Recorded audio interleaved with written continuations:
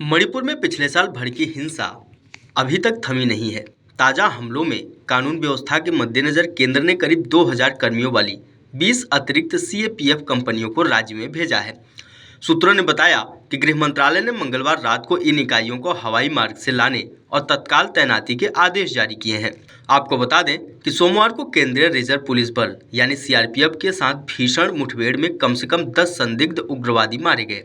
यह मुठभेड़ तब हुई जब वर्दी पहने और अत्याधुनिक हथियारों से लैस उग्रवादियों ने जिरीबाम जिले के जकुराधोर में बोरो बेकरा पुलिस स्टेशन और उससे सटे सीआरपीएफ कैंप पर अंधाधुंध गोलीबारी कर दी थी। भीषण मुठभेड़ के बाद बल ने अत्याधुनिक हथियारों का एक बड़ा जखीरा भी जब्त किया। सूत्रों ने बताया कि मणिपुर भेजी जाने वाली 20 नई केंद्रीय सशस्त्र पुलिस बल यानी सीएपीएफ कंपनियों में 15 सीआरपीएफ और 5 सीमा सुरक्षा बल यानी बीएसएफ की हैं। ये इकाइयां सीएपीएफ की उन 198 कंपनियों में शामिल होंगी जो पिछले साल मई में राज्य में शुरू हुई जातीय हिंसा के बाद पहले से ही राज्य में तैनात हैं। इस हिंसा में 200 लोग मारे गए थे। यह भी बताया गया कि गृह मंत्रालय के आदेशानुसार ये सभी सीएपीएफ इकाइयां 30 नवंबर तक मणिपुर सरकार के अधीन रहेंगी, लेकिन तैनाती बढ़ाए जाने की उम्मीद है। पिछले सप्ताह से ही जिरीबाम में हिंसा के नए दौर के कारण मणिपुर में तनाव बढ़ा हुआ है। राज्य पुलिस ने बताया कि सोमवार की घटना के बाद इम्फाल घाटी में कई जगहों पर ताजा हिंसा की खबरें सामने आई हैं, जहां से दोनों पक्षों के सशस्त्र समूहों के बीच गोलीबारी हुई है।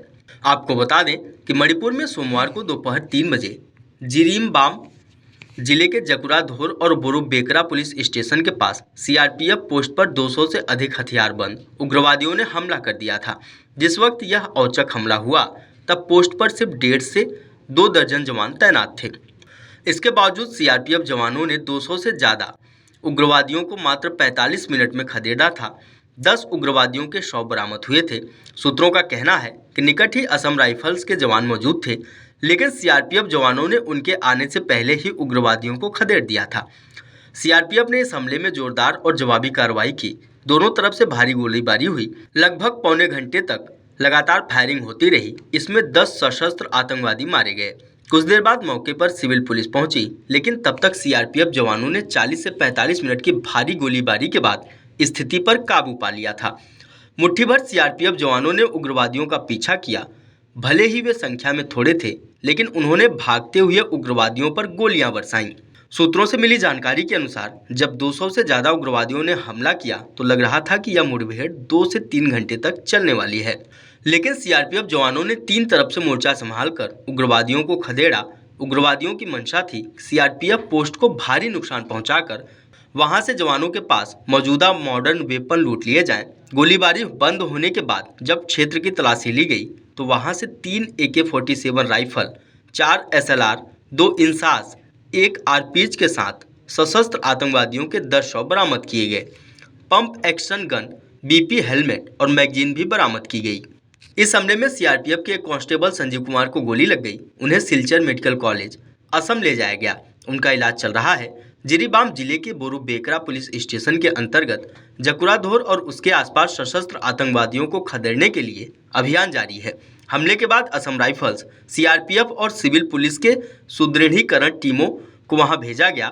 मीडिया रिपोर्ट्स की माने तो उग्रवादियों ने बोरो बेकरा पुलिस स्टेशन और सीआरपीएफ कैंप के अलावा जकुराडोर करोंग बाजार में और उसके आसपास कई दुकानों और घरों में आग लगा दी।